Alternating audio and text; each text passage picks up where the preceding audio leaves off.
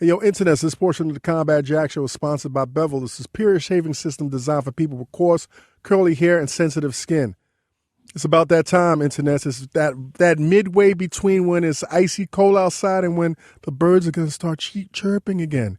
I'm saying we want to look fresh when it's cold outside and be prepared when the weather changes, man. Go to getbevel.com, punch in promo code COMBAT, COMBAT, for 20% off your first purchases and orders. That's Bevel, the superior shaving system for people designed for people with coarse, curly hair and sensitive skin. Yo, stop fucking shaving like an idiot and shave like a king. Go to getbevel.com. And now back to the show. Get ready for combat. No escaping. Get ready for combat. Get ready for combat. Yeah. The Combat Jack Radio Show. Stand up. Hey, yo, Internet, you tuned into the Combat Jack Show. The CombatJackShow.com. Yo, Menno, what's up with that website, man? We good. What do we mean? Are we up? Yeah, we're up. You didn't send me the link, man. No, by the time this episode. By the time we said that last week. You said that the week before. Nah, it's up. Yo, Internet, send all your voicemails, Complaints all your Twitters to Jonathan Mena. at Jonathan Mena. At Jonathan Mena. If the website is not up, man, you have license. You know how y'all niggas be trying to rip me a new asshole? Rip that nigga a new asshole. Right now, it's all on Jonathan Mena's shoulders. That man carries the fate of the website right now. It's not on me anymore, Internets. Yo, listen, second of all, I want to handle some business. Yeah. That motherfucker that left the voicemail Ether. on the Combat Jack Show hotline bling last week. You got Ether. I don't even know how to feel about it, man. You all in your feelings. He called you Haitian defecation. I know, nigga, King. I'm sorry. I know what the nigga called me. Yo. I know what he called me. You had all types of, yo, you going at me on the shield, the Phi Beta Sigma. Yo, you was so, listen, and I feel you, bro. I feel your pain. The Combat Jack Show is an institution that lifts people up. We're talking about raise the bar. We try to, achieve black excellence. So to have the dirtiest cop in the history of New York City, NYPD, I understand that might be a front to some, but that's what we do, man. We give everybody a platform. Now, brother, I'm going to tell you this. I feel a kind of ways, but you were so entertaining. Please call back. Please call back. Yeah, we tried to call you, but you blocked your number, Yeah, bro. don't be bitch made, man. This is all family, man. This is all organic. This is all a community, regardless if I know y'all or not, except if y'all really mean ill intent. Leave your number, man. Where can we reach you, man? Don't be calling here all anonymous, so angry and anonymous. We don't do that over here. Say with your chest, my nigga. Maybe we have you up here one day screaming at me. But don't leave that shit all anonymous, man. No halfway crooks up in this shit, all right?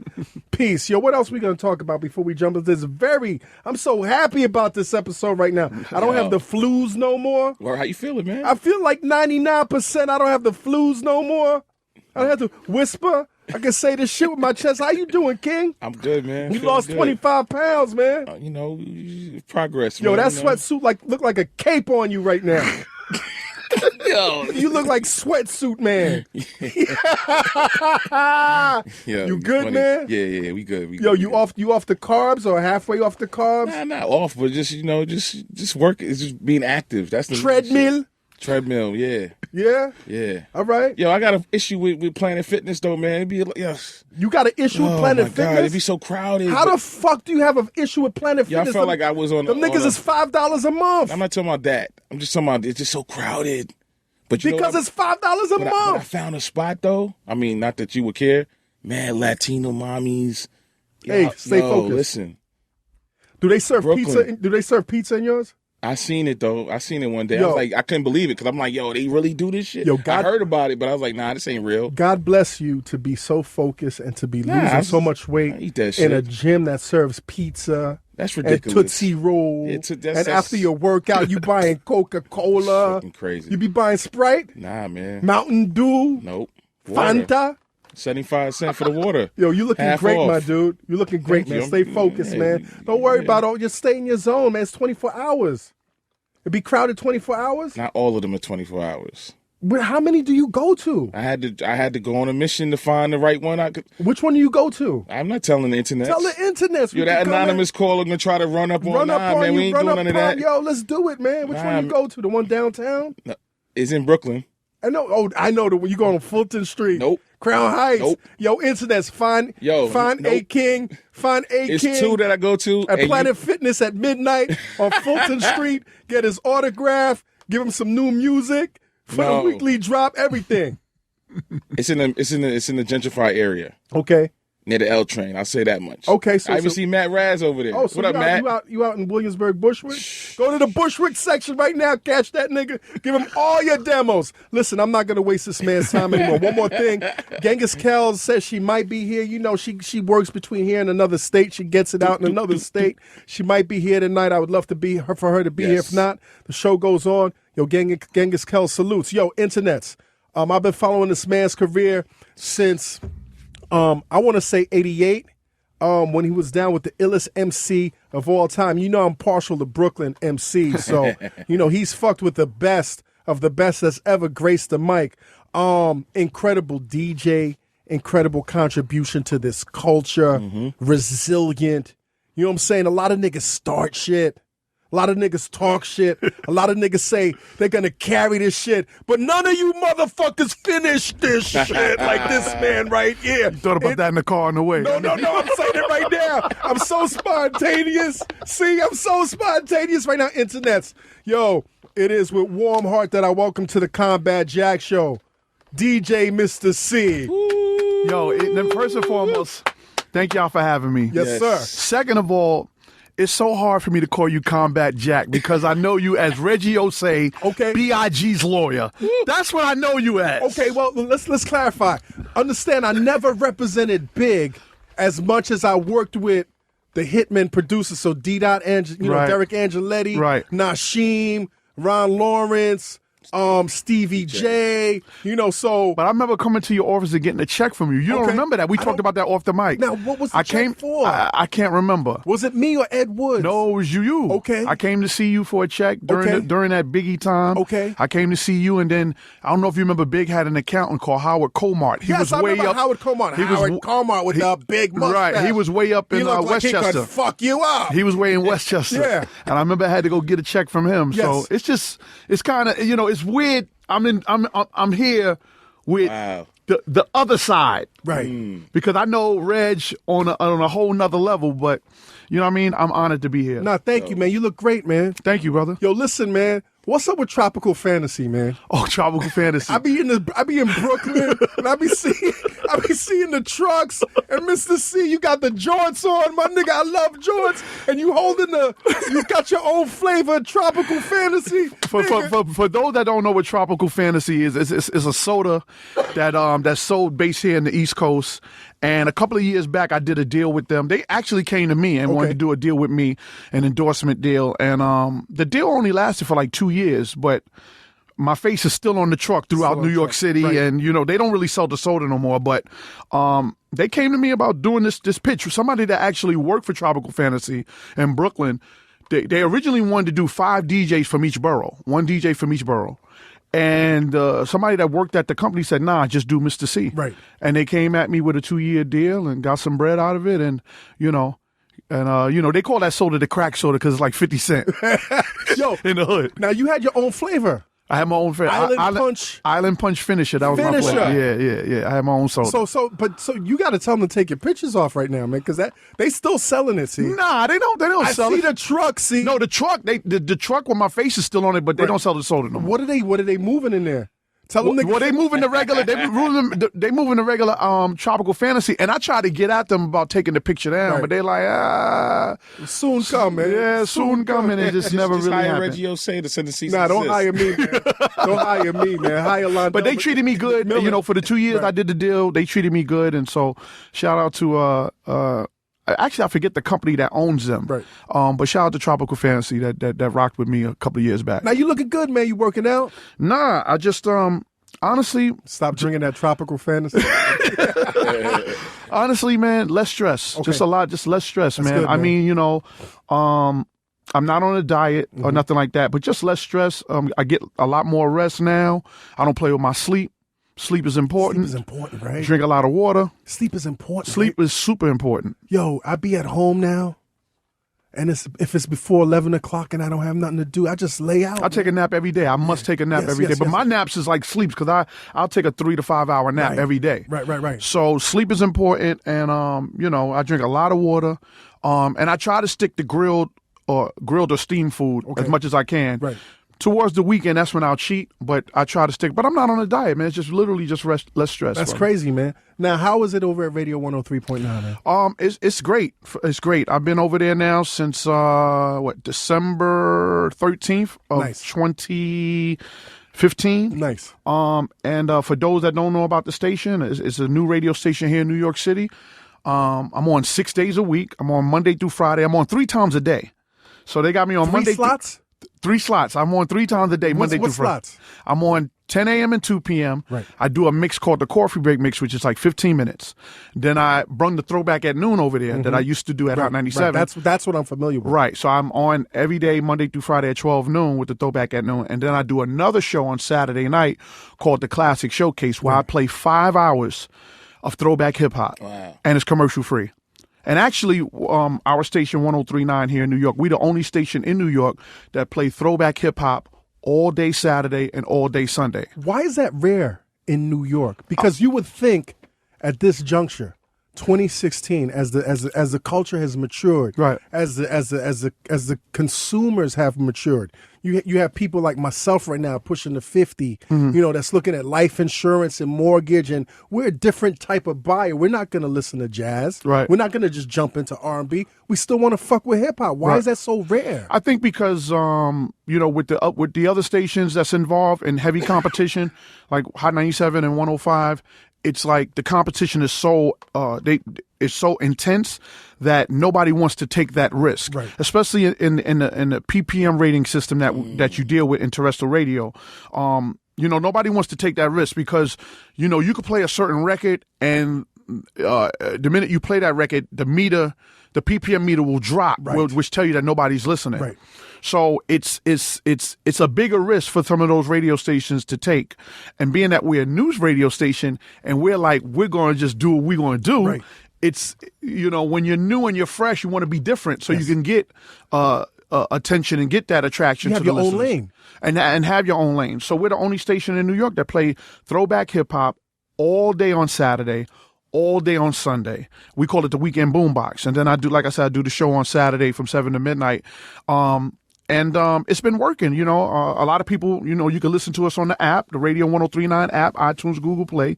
You can get the free app or stream us live, radio1039ny.com. But the biggest response we're getting is really that Weekend Boombox. People love it. I mean, we jump from Run DMC to Wu-Tang. You'll hear a Wu-Tang Clan record at 2 PM. Yeah, Meth and Mary. Right. And then we've been starting to do themes. So we'll do like all Brooklyn hip hop, artists that came from Brooklyn or artists that came from the Bronx, or we'll do like the best hip hop from 1993 from certain years. So it's really working for us, and we're not going to stop. We're going to keep doing it. How are the numbers? I mean, the numbers is great. I mean, the numbers is really the numbers is great, solid, growing, picking up every month. Important. Nice. And we have a new CEO at the broadcasting company that 103.9 is a part of, which is Cumulus Radio. So we have a new CEO named Mary Berner. And she actually works out of the station where we broadcast from, which is 2 Penn Plaza, right directly in front of Madison Square Garden. Right. So now that she's there and she's hands-on and she's there every day to see not only our station, but some of the other stations that's from the Cumulus Broadcasting Cluster, she's seeing the potential of what this thing can really be. So, we're going to, there's going to be some other things that we're going to be doing later on down the line to improve and to get more listenership. But so far, so good. Radio is an interesting beast in that it could be very unforgiving. Right. And you've been in radio for so long, man. Mm-hmm. Are you still in love with radio, man? I still love radio. Yes. I still love radio just as much as I loved it when I was at Hot 97. Actually, doing this Radio 103.9 thing is like starting all over for me. because it's like a whole you're new. more, that's where It's a whole new beginning. It's Right. a whole new situation. It's not the same music. It's not the same pressure. It's not the and the pressure. The pressure is not even really the issue. You know, it's really more of the freedom. Just the freedom to just, you know, if I want to do like with the show I do on Saturday night, at 10 p.m. I do this thing called the 10 p.m. Artist Spotlight, where I play 1 hour of one artist every Saturday at 10. So, you know, like last week I did Fat Joe, all Fat Joe in that hour. You know, I mean, this Saturday I'm going to do all Foxy Brown. You know, it was Bob Marley's birthday that fell on a Saturday. I did all Bob Marley. That's crazy. So it's just the freedom that I have to be a little bit more creative than I was at the tail end of Hot 97. Because even when I first started doing the Throwback at Noon at Hot 97, I had the freedom. And then once the PPM meter situation started going into your lane. Right. It just kind of just changed everything up, or whatever the case is. So, but with this situation, it's starting over. It's starting fresh, something new, something different. Anti-ratchet radio is what I call it. Anti-ratchet, yes. So, I mean, there's still elements of ratchet from back in the day, though. I mean, Woo back then was kind of no. Protect I mean, your that's neck. I mean, you Old know, Dirty Bastard. I mean, but still, That was Old bananas Dirty shit. still made a lot of sense of what he was saying when he was rhyming. That's true. You know, now with these new cats, it's like you don't understand what the hell they saying. Right. So that's what I mean by anti-ratchet radio. It's like, you know, from anything from the 80s to like the early 2000s. Anyway, anything to like 2007, you know, that's when it was like, you know, the quality of music was good. Interesting.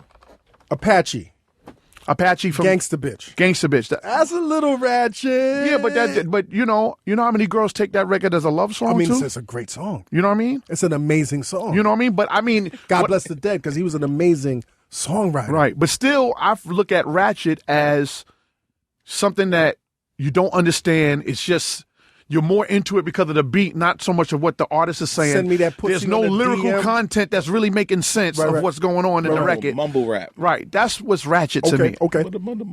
Let's go back, man. And by the way, speaking of ratchet, Future has the greatest ratchet album of all time with DS2. That's just, you know what I mean? Future's killing it right now. Yeah, that's like the greatest ratchet album to me. I mean, it used to be Thug Motivation 101, Young Jeezy for me. Right. But then I think Future took the cake with the greatest ratchet / trap album of all time. What's your favorite contemporary record right now?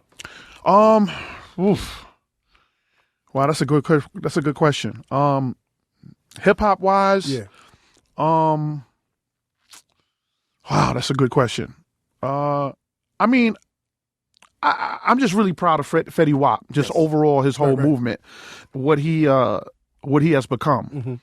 I mean, you know. Yeah, last year was such a big year for that. Yeah, and I hope he continue on this year. But and that was Trap Queen was actually the last record I broke on Hot 97 before I left. So maybe that's why it's kind of near and dear to me, because to see what, you know, where he came from Paterson, New Jersey, all the way until what he's accomplished now, I'm just really proud of that guy. So I would have to say Fetty Wap. Okay, you know who I'm a little upset at? Who? When we had Yo Gotti on last year, and then a month later he dropped the DM record. And it's Is that a month? And I've been a Yo Gotti fan for years, and I'm happy from a New York perspective that he's finally kind of broke ground, because he's been big in other markets, but he never really broke ground in New York. He's here right now. So he's here. He's definitely here, man. So you came up in Bed-Stuy. Right. Came up in Bed-Stuy in the 70s, the 80s. Where's your family from? Half of my family is from the South, like Atlanta. Okay. And my father's side of that's my mother's side, Atlanta, and my father's side of the family is Trinidad. Okay. Trini. So Trinidad, and some other people in my family from my father's side lives in Canada, Toronto. And so that's my mix, Southern and Trinidadian. It's amazing, man. I was listening to your great interview with our friends Juan Epstein. And I kind of got a glimpse as to where you got your hustler's mentality from. Like, your pops was really a hustler. Yeah, my pops, like, you know, used to run numbers, you know, when I was a youngster. So, you know, I started living with my grandparents at age 5.5, and then my father would come get me on the weekends. And when he would come get me, we would just go up and down Fulton Street, and he was just going in different stores, running those numbers, and you know what I mean, or whatever the case is. So I seen, that type of side, Right. you know what I mean, from early on or whatever the case is, even though he tried to hide it from me. Was he not sharing gems with you about? Well, he wasn't sharing gems about what he was doing on Right. the hustling side, Right, but right, he was sharing gems about just stuff that he's been through and stuff that I need to understand. Especially what he always instilled in me was, about where I come from as far as my Trinidadian side, and to embrace it. People are going to make fun of you, but just always He had the represent where you're foresight from. to know that. Huh? He had the foresight to know Yeah, that. because back then, If I would you get wasn't teased. If you wasn't Jamaican, you wasn't. Right. Or if you was besides American, if you was Haitian or if you was Jamaican, Haitian. I'm Haitian right here. So I know. Sapase. Yeah.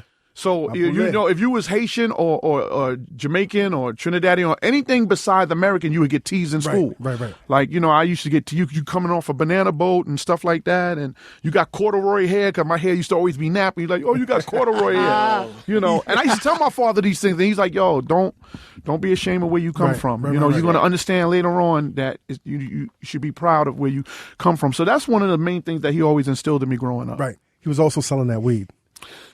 Selling the weed. He was selling the weed and running the numbers. He was just an all around hustler. And he was in the Navy. My father was in the Navy. So he was disciplined. Yeah. So he came home from the Navy, and that's when he started, getting into that. That's what I mean, crazy. or whatever the case is. But he had the discipline side, and then he had that hustling side, or whatever the case is. So I kind of learned both of those things from him. What's the most memorable lesson you remember from your pops? Man, it's nothing really in particular that it's not one really thing that he just said to me that kind of stuck with me. It was just all the time, just drilling in my head about just always being proud of where you come from. Right. Don't be ashamed that, who your father is and what your father represents, or whatever the case is. Just, stand tall and stand proud of where you come from. I used to, spend weekends with him, and he would just always play Bob Marley in the crib. And he would teach me about who Bob Marley was and how, even though Bob Marley was Jamaican and he's Trinidadian, but we're all one. The whole Caribbean culture is one. Particularly what Bob Marley meant for West Indian to break into a black West Indian to break international ground. Absolutely. Yeah. So he taught me, all of those type of things. So it wasn't anything in particular. It was just a whole bunch of things that he just taught me. But the one thing that he did not like, was that he would tell me stuff, and sometimes I wouldn't understand him because he had such a accent. Right. So he would talk, and I'd be like, huh? Boy, you don't understand what your father's saying? I don't understand. Like, he really hated that I didn't understand what he was, and I had to ask him 2-3 times. That's that West Indian. You know what I mean? But that really made him upset. And then as I got older, I got to understand the drawl and the slang and all that type of stuff. But that, when I was a kid, that really made him upset. Right. Now, what'd your mother do, man? My mother was a hustler too. Right. My mother. That's crazy. My mother. What was she hustling? Anything and everything you could think of. Wow. Bro. Anything and everything you could think of. My mother was kind of more of the boss than my father. Right. When I look at them growing up, because the crazy thing is, like, my mother was like 6 feet, and my father was like 5'4", 5'5". Wow. So, but my mother really was like the boss. You feel what I'm saying? And then when my mother and father split up, she started hustling, and then she got into drugs and stuff like that too. And but she was, I remember one time going to see my mom's, and she straight up beat a dude with a broomstick, like some dude that she was messing with, or dude she used to mess with. Right. He tried to come up there and bark on her, and we was sitting on the stoop, and she was like, "I'll be right back," and came back with a broomstick and just cracked the nigga head open. And you couldn't even stop her. I wasn't even, I wasn't even 17 at that time. That's crazy. So my mother was like really like thorough, like, you know what I mean? Or whatever the case is. Right. Always was able to take care of herself, even though she got into the drug situation, but she always took care of herself and handled her own business. Now, I heard about how you burned down the house, man. Oh, yeah. Burned down your house at 5 years old, man. Yeah, like 5 years old, I burned down the crib. Like I said, my father and my mother used to run out and, go do whatever they was doing. So when they would leave, I was in charge. Right. And I'm in charge at 5 years old. So that's a lot. That's a lot, see? Yeah. And that's a lot of trauma too, man. Well, I mean, thinking about it, it didn't seem like it was trauma. Right. You know, it was just when you're a kid, you're a sponge, you're resilient, and you don't know any better. Right. You're just doing what your parents is telling you to do. So when they left, they was like, make sure you cook breakfast for your brothers, because it was like all 4 of us. So I'm trying to cook some eggs and bacon over the stove or whatever the case is, and I think I left the kitchen to check on my baby brother. He was in the crib at the time, and the house just blew up in flames. Did you think you was in the biggest trouble? I wasn't really thinking about it like that. I was just really thinking about trying to get my brothers out of there. Right. And somehow nobody got hurt. Nobody got hurt. Oh, my brothers, the baby, my brother Shannon, who was a baby in the crib at the time, my father had to go back in the crib to go get him because the crib was on the other side of the bed and the bed was on fire. Damn. So me and my other 2 brothers left, and then somehow somebody got to my father in time, and he ran in the crib while the fire department was in there. That's crazy. And went and got my baby brother. That's crazy, man. What's your earliest recollection of music, man? Like I said, other than Bob Marley, but that's kind of really where it started off. I mean, I got a picture on my phone I want to show y'all real quick. Okay. Speaking of being that y'all talking about, I'm gonna show Combat Jack a picture of me. Sometimes they tell you, you're destined, like you have a destiny you was born to do something. Right. This is a picture of me 3 years old holding a 45 disc. Wow. Yo, and you look ready too, man. You posted that yet? I posted it yet plenty of times. Nah, I'm a flip this. This is dope, man. Yeah, so I mean, ever since I can remember, I was always into music. Right. So you knew you were gonna do something. I mean, it was always instilled in me because from messing around with the record player at around 3-4 years old, and then my father. That record player right there behind you. That record player behind me. That's crazy. And that was when I lived in Bed-Stuy, Brooklyn, and messing with the record player and the crazy thing is, like, my parents just they allowed me to do it. I'm just just messing with it and just making the record scratch and pulling the needle back and forth on a 45 disc, but they was allowing me to do it. That's crazy, man. And especially people back there who really valued their vinyl. Absolutely. Man.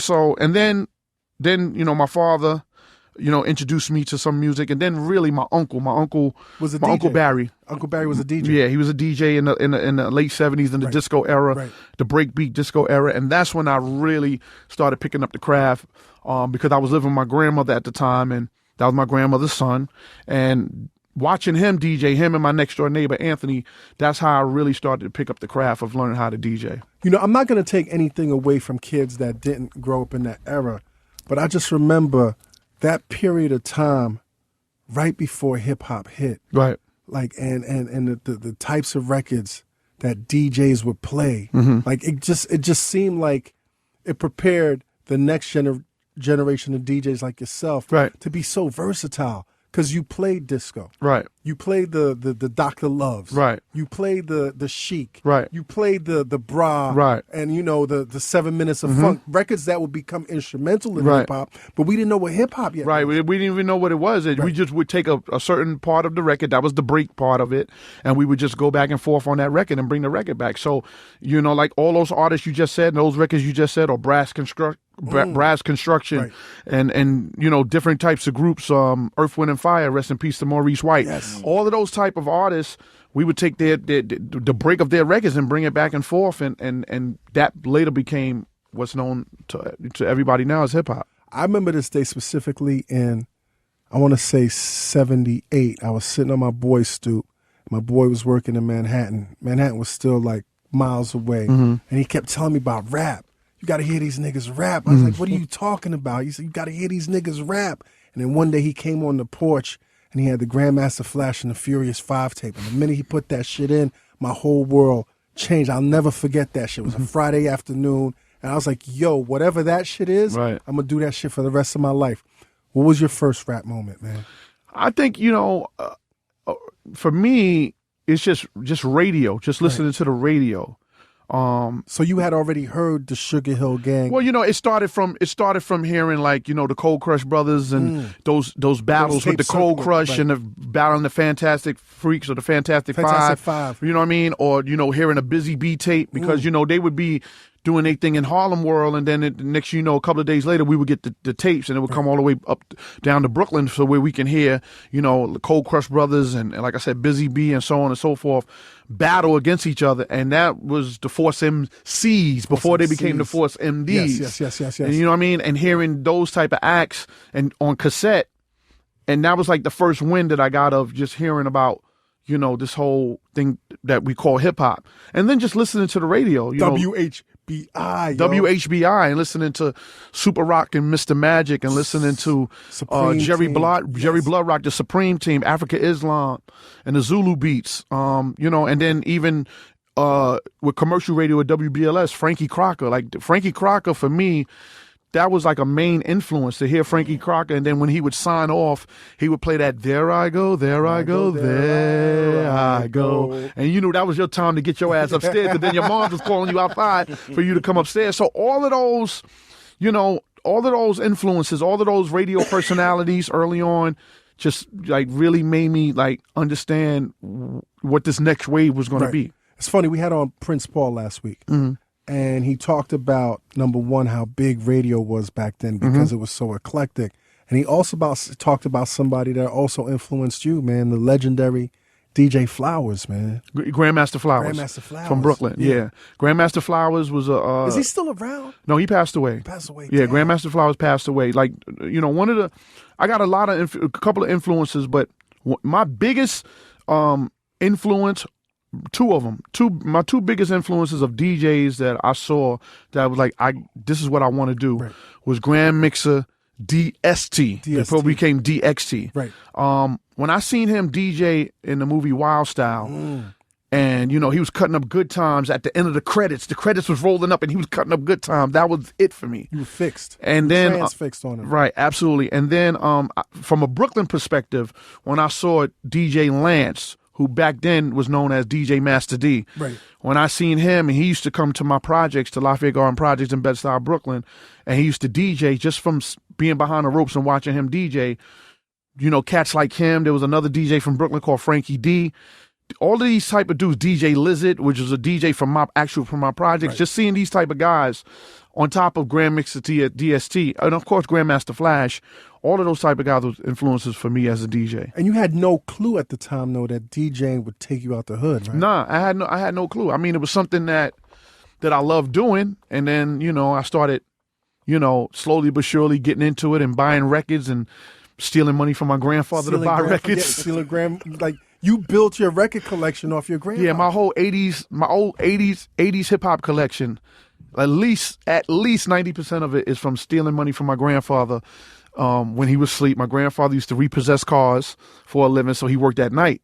So I would dip into his bedroom, and he would always have the pants on the right side with the bulge, and the wallet was right there. And he carried cash. And I would just dip $50 here, $100 here, $150 here. That's a lot. And I would, you know. So Grandpops was rich. He made a lot of money off of repossessing cars. Right. That's he crazy. made a lot of money. Hey, internets, we got a real musician-friendly sponsor today, and that is TuneCore. TuneCore is a music distribution company that's been in the business for over 10 years and has helped over 250,000 artists sell their music worldwide. If you're an independent musician and you want to get your music on iTunes, Spotify, Amazon, Apple Music, any digital store, you need a great music distributor. That's where TuneCore comes in. TuneCore will help you get your music into more than 150 digital music stores so your music can get discovered and sold all over the world. Rappers like Chance the Rapper and rockers like Angels and Airwaves use TuneCore. Artists of all musical genres prefer TuneCore. Why? Because when you distribute your music through TuneCore, you keep 100% of your sales revenue and 100% of your music rights. That's publishing, that's songwriting, that's all of that. You keep complete creative control over your music. Create a free, internets, I said free, TuneCore account at combat.tunecore.com today and save 20% on single or album distribution. Now it's your time to get your music heard. That's TuneCore. Tell them Combat sent you. And now back to the show. Now over the years, man, did your grandfather get to see Oh, absolutely. where you would end up? Absolutely. I mean, after he whooped my ass for catching me, Right. and then later on, then the whole situation with Kane, with me and Kane getting together, and how successful that became. Yes, he got to see it. He passed away 2006, but he got to see that's dope, the man. whole fulfillment That's of what dope, man. what me and Kane was able to accomplish. That's dope. So he really felt like he was part of it. Right. The crazy thing about my grandfather was like he would never show any excitement to me that he was proud of me, but he would go outside and sit on the bench with some of the other old homies and be like, "That's my grandson. Yeah. That's my oldest grandson." He would just always, "That's my oldest grandson." So I know I made him proud. That's dope, man. That's dope. I know I made him proud. Now everybody had a crew. Like the crew on my place on Lincoln Place between Albany and Troy. My crew was the Kings of the Turntable. You had a crew called the Magnum Force, Right. And you were Master C. I was originally DJ Master C, DJ right? Master C. And then I ordered some stationery supplies from my aunt. She was graduating from high school, and back then you had to like sell something to get your senior dues up. Right. So she was selling stationery supplies like pens and pads or whatever. And I was like, okay, I want to buy some pens and pads and put DJ Master C. The shit came back DJ Mr. C. Right. But at that time, everybody was a Grandmaster something anyway. Right. So I was like, the only thing that was a Mr. was Mr. T from the A-Team. Right. So I was like, well, I'm going to roll with it. You wasn't disappointed at I first? wasn't disappointed. Wow. When I saw the Mr. At first I was, and then when I saw Mr. C, and I'm like, no DJ has that name, I'm like, or a Mr. in front of it, I'm like, I'm going with Yo, it. that's amazing that you could take something that 99% of motherfuckers would be disappointed, and you just like, And then flipped it around. that's crazy, man. Absolutely. That's crazy. So now you're Mr. C. You got the Magnum Force. You got your DJs. You're at Sarah J. Hill Right. High School. Yep. Tell us about the first time you meet MC Kane. MC Kane. The first time I seen MC Kane was in a lunchroom. Right. And he had on like a white leather jacket. He looked like Curtis Blow. He had on like Which a white. was a person to look like. Right. Absolutely. He had on like a white leather jacket, and he was like battling somebody in the lunchroom, and the nigga just pulled out an ELI mic. If for all you old school heads that know about ELI used to make these mics back in the 80s with different colors, blue, red, white. He pulled out, I think it was a blue ELI mic, and was fucking battling the dude with the mic. Not even plugged in? Not plugged in. We were just in the lunchroom. Yo, so he was a little odd. And I was like, yo, but he was killing this dude. He smoked this Now, dude. the rumor is, my boy Guy Route tells me, when you first met Kane, he was battling a crew of niggas. Was it one nigga or a crew of cats? You know what? I honestly, I think it was a crew of dudes. Right. Because when I met him to basically say, I want you to get down with my crew, he was around a big lunch table. Right. And he was battling. Yeah, it was a bunch of dudes. It was like a bunch of dudes sitting next to him, and he would battle them. And back then that's when everybody was banging on the table, Right. making a beat. Right. And he was like, I got braids in my head just like Stevie Wonder. And once he said that, I was like, money. You knew. You know what I mean? So then after the lunch period, I was like, yo, I need you to get down with my crew. He had to be down with the crew. Right. But what's crazy is, like I said, everybody had a crew. It was more of a recreational thing. You wanted him to be part of the crew, just to be part of the crew, not to make records or anything like that. Nah, it was just about being part of the crew, just to be a part of the crew. Right. Because we was doing a lot of local shows around in Bed-Stuy at the time, and we just wanted him to be a part of it. And he was reluctant at first. Right. Nah, man, I rap solo, He was really solo. Right, because he was MC Kane. Right. And he's like, I was like, yo, come around my way, just hear how I DJ, and then you make the decision. He came around the way like a week or so later. He heard me DJ, and that was it. You became his DJ. I had him hooked. When did it go from MC Kane to Big Daddy Kane? In high school. In high school, when we went to Sarah J. Hill High School in Brooklyn, that's when it transformed from MC Kane to Big Daddy Kane. But that's a very unique name. What, Big Daddy Kane? Big Daddy Kane. What was that conversation like? It was no conversation. Right. It was just a transformation. There was never really a conversation. Right. But Kane, the reason that Kane called himself MC Kane into Big Daddy Kane is because he loved walking canes. Right. He was fascinated with walking canes. He was an old soul back then. Right. Huh? He loved walking canes. So when I first went to his house in Bed-Stuy, Brooklyn, I went into his bedroom and there was all different types of canes dangling from the ceiling. And you had to weave through the canes to get through the room. Curtain canes. And he had all different types of canes. So that's where he got the name from, him loving canes, and from, for all you old school heads out there, if you remember a show called Kung Fu. That came on in the 70s.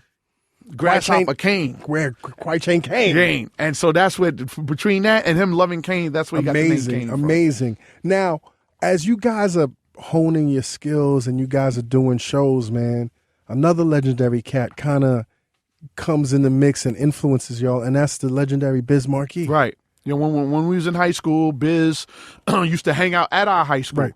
Biz used to hang out in everybody's Everywhere. high school. You know, there's a line that Biz says in one of his famous records, "Wherever I lay my hat is my home." And that was really true with Biz. He was everywhere. Cats from back in the day used to be like, yo, Jersey, Long Island, Brooklyn Tech, like, yo, he was over at Harlem. Brooklyn Tech. He was over at Boy. What's his deal, man? That was the way Biz rolled. Right. It was just, I mean, it's nothing else to explain from it. And once again, Prince Paul was like, he'd be in like, we didn't travel back then. Right. Like, right? Were you free No, to we travel wasn't out of Brooklyn? We wasn't not. The most you would go was either Empire Boulevard Exactly. or downtown Brooklyn. Exactly. That was it. Yeah, that was it. But Biz was all over the place. That's crazy. And we met him at our school, at Sarah J. Hall High School, Hurricane Rap, and he just took a liking to Kane and started bringing Kane to shows. Right. And wherever Biz was doing shows, he would bring Kane to shows, and they had this little routine that they used to do together, called Learn. What was the name of the routine? I can't remember it, but it was something similar to Slick Rick and Dougie Fresh, Treat Her Like a Prostitute. Right. Biz was beatboxing, Kane was rapping, and they would do like these little routines together, and they was killing the city. And this is before Kane had a record out. They were just killing the city together. Now, we had Kane on the show before, and he talks about how instrumental Biz was in refining his style. Like, Biz was like, yo, Kane, we know you could kill MCs, but nobody wants to hear you talk all that rough talk. You gotta pull the ladies and you gotta finesse it so that it's funny, it's entertaining, it's not just raw. Did you see his style changing? I saw that. I saw once we started recording the Long Live the Kane debut album. Right. I started seeing the change in how Kane was being a little bit different in his rhyme pattern, his rhyme style, and so on and so forth, because he was raw and edgy, like a song like R.A.W. and, just rhyming with Biz. But then, like, the image that I see right now of a young Kane is probably like a contemporary Meek Mill, who was just attacked the mic. Yeah, that's a good analogy of it. That's crazy. Yeah, that's a good analogy. But then he, he started making more records that kind of catered more to women, or just was.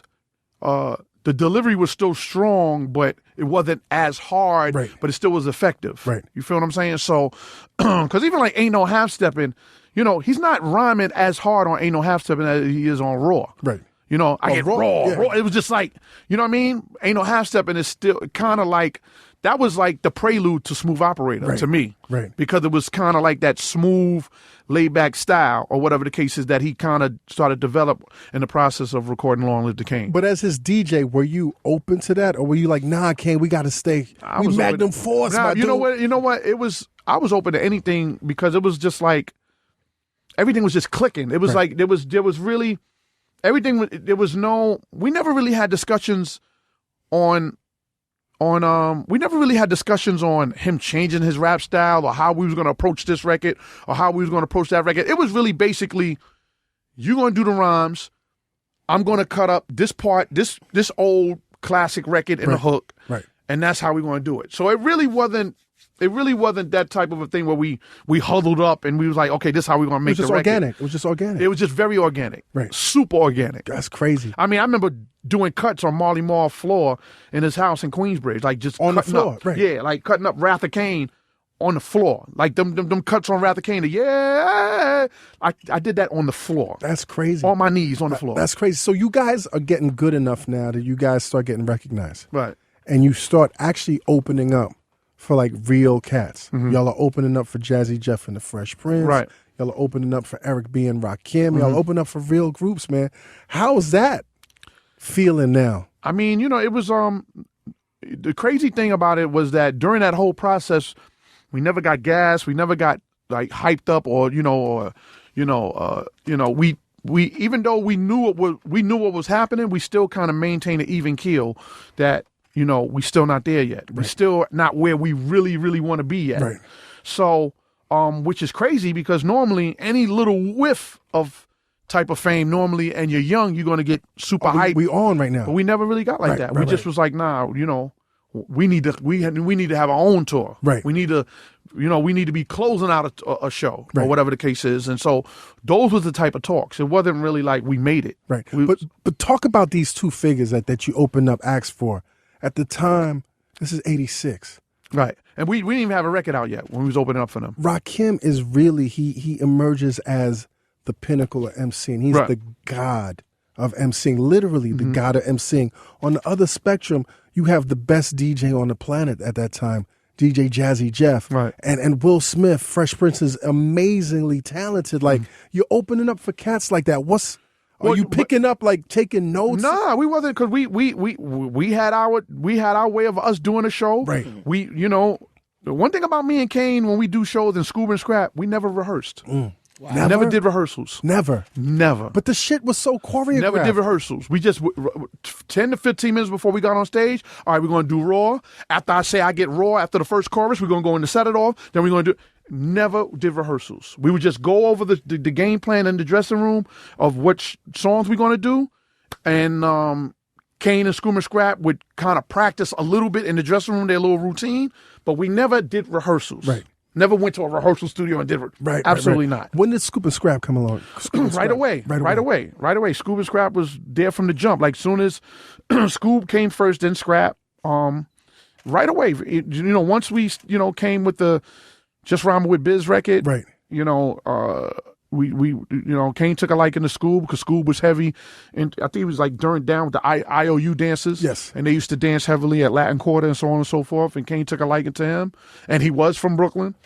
And then we brung him in, and then later on, Scoob was like, I got my dude. Scrap. And they were brilliant, like, all together. They lived right up the block from each other, Scoob and Scrap. All together, you, Kane, Scoob, and Scrap is an amazing posse. Right, dude. and like, can you believe that we never rehearsed? Visually, it's an amazing posse because they look like little Canes. Right. And then you know what I'm saying? You kind of like pulling this, not that you pulled a group together, but you was the magnet that in a sense pulled the group together. Yeah, because I had to make sure that everything was on point with the music. Right. Like if Kane was doing Set It Off, and he like, the teacher is teaching, so just shut up. Whatever that next record I had to throw on, it had to be on point, on the one. On point. Now, he was a madman. He was channeling James Brown. Oh, absolutely. And if somebody did something, he would fine y'all. Yeah, if we messed up on stage and stuff, like, we'd get a $50 fine. $50 fine. You would get fined $50. Were you like, what? Were you like, Kane, chill the fuck out? Nah, we was like, he's the boss. See, how do you go from pulling him into your orbit to him being the boss? Like, you and him are close. Do you ever pull him to the side, be my nigga? That's a great question. Yeah. Nah. It was never like that. I mean, even though as things progressed and we became more successful and we looked at him as the leader. Yes. I never looked at it as, it wasn't Get On Up. It wasn't James Brown and what's homie name that's down with James Brown? Fred. Fred. It wasn't that type of thing. Right. You know what I mean? It wasn't Bobby Bird. Bobby Bird. Yes. It wasn't James Brown and Bobby Bird where now he's sonning me or whatever the case was. Everybody got treated equally, so it wasn't like only C got fined or only Scoob and Scrap got. Everybody, if you fucked up, you got fined. Did Kane ever get fined? Like, Kane, you fucked up? Yeah. Kane got fined. Kane fined himself? But Kane got fined himself. Absolutely. He got fined himself. That's amazing. So it was really just to keep discipline while we was on the road. That's amazing foresight, man. First demo that you guys recorded was Just Rhyming with the Biz. Just Rhyming with Biz, right. That was our first demo. Which was an amazing record. Right. Like, I love that record. Shout out to DJ Shimshon. He originally helped us produce that record. And that record was on Going Off, right? That was on Long Live the King. It was Long Live the King. Just Rhyming with Biz. But we actually did a song called Something Funky, right, which was on the same 12-inch. Right. We did Something Funky first, which was pre-produced with DJ Shimshon. And then that later became Just Rhyming with Biz. You got to take me back, man, because this is my era, and I really love these records. The few times that Kane and Biz rapped on a record was magic. Like when they're recording that demo, man, what's the dynamic, man? Well, I mean, it was just honestly, that shit, it's not even like Batman and Robin. It's like Batman and Wolverine. Like, you know what I'm saying? It's like, well, you know, it's the same thing. Like I said about us not rehearsing. Right. Even during the recording process, everything was just a natural thing. It's like, so when you hearing Biz, party people having a ball, hey, that's just that. Fuck. Nobody knew what he was going to say. Fuck. It's just, that's what came out of his mouth. He was just being natural. You feel what I'm saying? So, you know, I say yes, y'all, to the beat, y'all. Like that Party was just people, right. That was just Biz being Biz. So it was just that organic and that natural. Hey, but Kane definitely stayed prepared. Oh, well, you know, Kane going to stay the course. Because he's like, lyrical. I don't know what that brother's doing. Right. You know, and then, of course, Kane wrote songs for Biz. You know what I mean? Like, Nobody Beats the Biz and so on later on. But Just Rhyming with Biz was like off the cusp. It was just go. Ooh. Marley Marl was just like, just go. How did Biz got signed first? Biz, yes. And then how did y'all meet Marley Marl, and how did the whole Prism? Well, once we got signed, and that's when we, you know, started working with Marley in the How'd studio. y'all get signed? Through Biz. Like Biz, you know, once Kane was doing shows with Biz, then Tyrone Williams, who was the owner of Cold Chillin' Records, started to take notice of Kane, you know, killing these shows with Biz. He was a little hesitant at first, Fly Ty, because at that time MC Shan was the dude on Cold Chillin'. Was the Juice Crew formed yet, or was it still in formation? No, it was still in formation. Right. Or whatever. And Shan was the alpha dog at the time. Right, and Shan was the guy. Right. So, you know, Fly Ty was a little hesitant. Right. It took a minute, and Biz just kept pushing it into Fly Ty. Yo, you got to sign. You got to get what you got. And he finally came around and signed us. But what's the first time you met Marley, man? Because Marley arguably is one of the greatest producers of all time. Probably the greatest hip hop producer ever. The first producer to sample James Brown. First hip hop producer to ever to sample James Brown. Crazy. And the Marley sound, which is like, you know, the 808s, the shakers, the if you hear them old Cold Chillin' records and you hear that, that's Marley. Right. You know, first met Marley, Astoria, Queens, at his apartment when we first started recording. You know, Raw. I think Raw was the first time I met him. Right. When I had to do the scratches for Raw, and it wasn't like a thing where I was intimidated because it was Marley Marl and he was on the radio with Magic. Right. You know, it's like back then it was just like you meet certain people and you want to get to their level, but I can't front you. I wasn't really in awe of like I'm meeting Marley Marl. Right. And you didn't know at the time also that y'all were really standing on that crack that would be like history. Right. Absolutely. You just recording, you just making records, and you know you want to be successful, but you really don't know what it really is going to turn out to be. Right. So, you know, but then being in the studio with Marley, if Kane brung a sample to Marley and Marley would arrange it, then we would see the development of how he would transform the ideas. When Kane brung the raw Mama Feel Good by Lynn Collins, bringing that little piece, and for Marley to organize it in a sense of putting it in the record in a certain way, that made everything kind of just, you know, gumbo together. Yo, what's amazing, I'm getting chills now because we had the bomb, we had Chuck D and Keith Shockley on, and they said they thought they were doing their thing until they heard Raw.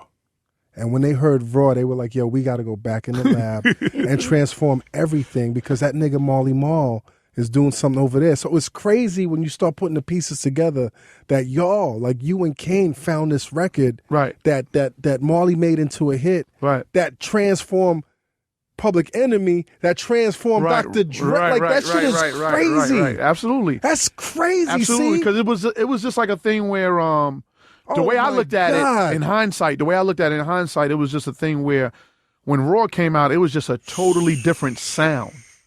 You know, it just was because like, that was before the Public Enemy sound. right. It was like, it was just totally noisy, and you know, there was nothing out that sounded nothing like Raw at that time. I remember when the it came first out. time I heard that shit. And it was just like, from there, then, you know, PE, and then everybody else started coming with the noisy sound and shit. And crazy, we didn't look at it as they was biting or nothing like that, because the Kane records was noisy and fast. Right. You know, 119 beats per minute and so on. PE shit was noisy with a little bit of a slow tempo. Like Public Enemy number one. It made you think it was fast. Right. But it was really more slower than what we was doing. Right. So, you know, we never really looked at it as PE took our shit or whatever the case is, because their shit was totally different from what we was doing. But the influence is just so crazy. Absolutely. Man. The influence is so absolutely. crazy. But Kane was just heavily influenced, like you said earlier, James Brown and Barry White, you know, Al Green, like all of those type of artists from the 60s and 70s. Kane, you know, loved those type of dudes. Let me ask you if you share the sentiment, man. Kane was like, looking back then, you know, he was just so eager to get on, and Marley was the magician. That back then he really didn't know that he was part of the production process. Right. Do you feel the same way, man? That you guys were contributing a lot, and you didn't know, because you just doing everything to get on, you weren't getting your production or your publishing or whatever. Right. I mean, you know, and Marley, you know, when we signed the deal, we signed the deal with the fact that Marley was the in-house producer for Cold Chillin'. But the recording process, if Kane would turn in beats, and Kane would always turn in the beats to Marley, and Marley would structure it.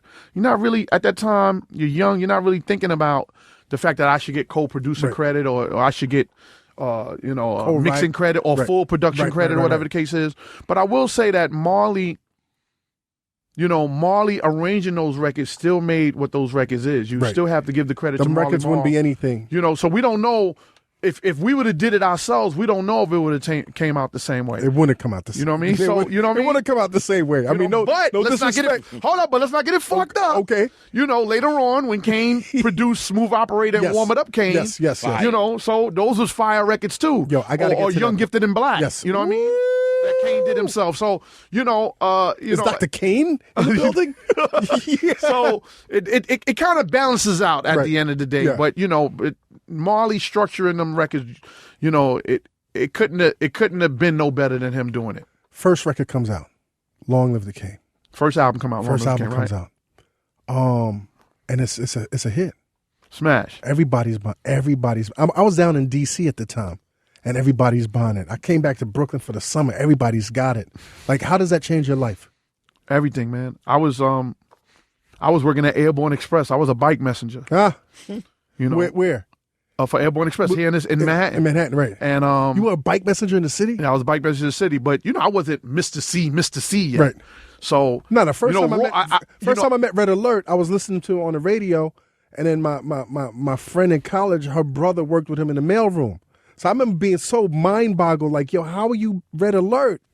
And you working in the mailroom? It's like, yo, you had to do it, man. So I was a bike messenger, you know, riding a bike with the big ass silver can in the front, delivering packages, and I was still trying to hold on to that job, even though the situation with me and Kane was successful. And you're hearing your record in the street, and I'm hearing Raw, Just Rhyming with Biz, Get Into It in the street, and then once Long Live the Kane came out, and we was getting ready to start traveling, I went to my boss at Airborne Express. I was like, yo, I need a leave of absence because. You know, this other situation is happening. We can go on tour and he was like, "Yo, you got to make a choice. It's either here. It's either you gonna stay here or you gonna do this music thing." He was not believing, and I was like, "I'll see you later." Right.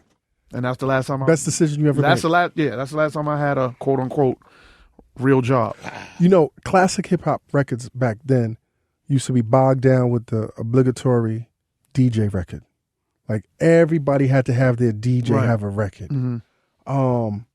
But I remember specifically, because of what was going on in the city, how I love Mr. C's Master Plan. Mm-hmm. Appreciate because you had so many different layers of records that was influencing the city at the time. You had the hook was the which was the Crazy Club jam. Right. You had the shout. Right. You had the shout influence in there. Right. You had to move your body. Like, I'm not bullshitting you because you're here. That's one of my favorite DJ oriented records. No offense to Jam Master Jay on the first Run DMC album. We talked about this off mic. No offense. And I was like, yo, Jam Master Jay by Run DMC, that's not a great record. Or A Touch of Jazz by Jazzy Jeff and the Freshmen is not a great record. Right. But I appreciate it, man. It was a great record because it had layers and it spoke to me where I was at the time. Right. And I mean, back then, I can't even front because, so many people, give me compliments of the way I DJ now and my way of thinking of how I DJ now, and I get so many compliments now. Right. But back then, I was even more of an animal. Right. As far as a DJ? As a DJ and as a person that, when it was coming down to making records and structuring and doing scratches and stuff like that, I was a mastermind when it came down to that, as far as putting the right record, to scratch on the right record. I mean, I remember Premier coming to me one time years ago and saying that I was an influence on him. That's crazy. On how he made Gangstar records and he was doing scratches for Gangstar records. Crazy. So I was a mastermind at knowing what type of records to cut up in certain songs or whatever the case is. So I appreciate the compliment. But at the same time, you also felt that you wasn't the best like cutter or scratcher or transformer. No, absolutely not. Right. And not at that time. I mean, I was, Jazzy Jeff, was the top of the top of the top of the top at that time. Of the top. If you listen to any early Kane records, my transforming is really nasty, meaning bad nasty, compared to what Jazzy Jeff was doing. And when Jazzy Jeff created that transformer scratch, anybody and everybody that was a DJ at that time was trying to emulate it. And the best job I did in the transformer scratch was on the Wrath of Kane with the or whatever the case is. But Jazzy Jeff at that time, he was the top of the top. Nobody was fucking with him. Right. When does Kane start being a threat to other MCs, man? Because now y'all I think when Long Live the Kane came out, that's when everybody was like, everybody was like, yo, this dude right here is that guy. Yo. So it was really from the first album, whether it was other rappers or just the industry as a whole, when that first album dropped, that's when everybody looked at Kane as the new sheriff. Right. You know what I mean? It's funny because when I think back, man, I think as a fan and as somebody that had nothing to do with the industry at the time, I was trained mentally, psychologically. I was trained that the God MC was Rakim. Mm-hmm. And no matter what you did on the mic, you could not fuck with Rakim. Right. So I remember when y'all came out with the second album. It's a Big Daddy thing. When Warm It Up Kane first dropped, and I remember listening to it on WBLS, and it's the first time I heard them play a rap record over and over and over, and it was a hot summer, and I just remember laying in my bed, Warm It Up Kane, who's flat top, rules in 89, and then I got the light bulb. I was like, yo, this nigga could take Rakim, B. Wow. Like that's like when Galileo was like, nah, niggas, the world is round. Like, you know what I'm saying? It was one of those, like, oh shit. Like, but in the camp, like, it had to be tense because even though niggas was cool with each other back then, niggas had egos. It was always LL. It's always Rakim, competitive. It's always Slick Rick. It's always competitive. The Big Daddy Kane and the Rakim clique, the crew, intertwined with each other. Our road manager was Eric B. Brother. Ant Live. Who's Eric B. Brother. He was our road manager. Right. So, sometimes we be on the road. Yo, I heard Ra said this, and I'm sure Ra. Would y'all get riled up? Nah, not really. Kane always kept this cool. Right. Kane always, even if Kane was mad about what he heard that supposedly Rakim said, he never showed it. Right. So, and that was the brilliance of Kane. If he was upset, he probably did it. He probably showed it when he was to himself. He was so cool. Mad cool. I got a quick question, Combat. As you as a fan back then, did you? There was no social media. There wasn't, the outlets that we have now. Did you guys see it coming? Like the buzz factor of Big Daddy Kane in terms of like what was the street buzz, like the street? Man, let me tell you, saying? As a fan, like how did it generate to? As a fan, Long Live the Kane, he could have just done that and stopped. But you got to listen. And as a Brooklyn cat, he was representing Brooklyn. Right. But when Warm It Up Kane, came out, and he was like, all you niggas. It was like almost like Kendrick's Control. He was like, yo, my flat top rules in 89. Nigga, that shit was like, yo, we ready to go to war, Kane. And as big as Long Live the Kane was, right. It's a Big Daddy thing to me was a better album than Long Live the Kane. Which is crazy because that was a bigger record. That was a Teddy Riley. Right. You know, record. we had I Get the Job Done, Teddy. We had Smooth Jack Operator, we Swings. had Warm It Up Kane. Right. You know, that record took us globally, like just everywhere. Just, you know, I mean, Long Live the Kane did too, but I mean, from Arsenio Hall and all of those type of big TV shows that was out there. Madonna, the Sex American Book, Music Awards at the time. You're going places like you were like, I don't know if I'm supposed to be here. Right, absolutely. So it's a Big Daddy Kane took it. Arsenio Hall, how was that? That shit was crazy. Arsenio, I just posted up some on Instagram, I think last week when we was on Soul Train. You know, and how old are you at the time? I'm like 20s, like mid 20s. Oh my God. Mid 20s. So we was on Soul Train like 3 times. Yo, so going back, man, how did the Rakim Kane thing never happen? It was supposed to happen. It was supposed to happen. They were supposed to do this thing with Rap Mania. Right. It been a Rap Mania battle. Right. At the Apollo Theater, and I think that the purse was for $10,000, but it just never happened. Right. It just never happened. And the thing was that, like I said, it was always a thing where somebody would come up to Kane or our crew and say, I heard Rakim said, and somebody would come to Rakim and said, I heard Kane said. But then when Kane and Rakim get together, it was all peace. There was no. So then it was like, well, why? What is it going to be a battle for if when the two main people that's involved get together, it's all love? There was no issue, right? There was really no issue. What happened with LL? Because LL's ego was big, B. Well, LL did this little skit. I forget what album it was. I don't know if it was Walking with a Panther, but he did a little skit where he ran through the alphabet, the A, the B, the C, the D, the E, the F, the G, and then when he got the Z, he was like, that's bullshit to me. So I know, I'm speaking for myself. I ain't going to speak for Kane. I'm speaking for myself. I definitely took it like he was getting at Kane. But then Kane and L had discussions. Right. And L was like, nah, it's not getting at you, you know what I mean, or whatever the case is. And that was history. I got my first gig in '89 at Def Jam. Mm-hmm. And Def Jam was coming off the hype of the Great Adventures of Slick Rick. Right. And I remember cats, Lindsey Williams, who used to be road Shout out to manager. Lindsey. The Rush, he was the Rush like road manager. He used to be like, yo, whatever you do, don't mention Kane around Slick Rick. Mm-hmm. What did he mean? I mean, Kane and Slick Rick used to be super, super tight. Right. And they're good friends now. But they was super, super tight. If you remember, Kane was in the Teenage Love video. Love, right. Because Slick Rick was he was like one of the first Brooklyn, and I'm not, is he not from? Slick Rick's from the Bronx. The Bronx. Kane was the first rap Brooklyn superstar. He was one of the first New York cats to go platinum. Slick Rick went platinum. Great Adventures of Slick Rick, I remember going platinum. Like he was a super. Yeah, I mean, but Kane, we fucking did our numbers too. I'm not taking it away from y'all. Okay. But I'm saying Slick kind of was like from the. I don't know the whole history with what happened with Kane. I'm saying Rick. from the outside looking in, it looked like initially Slick was Kane's big brother in the That's industry. what you're saying. That's what I'm saying. I'm not saying this. I don't know. I'm saying when I was reading Word Up magazine, I was like, okay. Well, I know that they were super tight. Right. And then we went on tour together. Right. Slick Rick, Kane. Big mistake. I think De La Soul. And then we would co-headline the tour. Mm-hmm. Sometimes we would close out the shows. Sometimes Rick would close out the show. And I think that was the beginning. That was the beginning of the end. How do you close a show after Kane?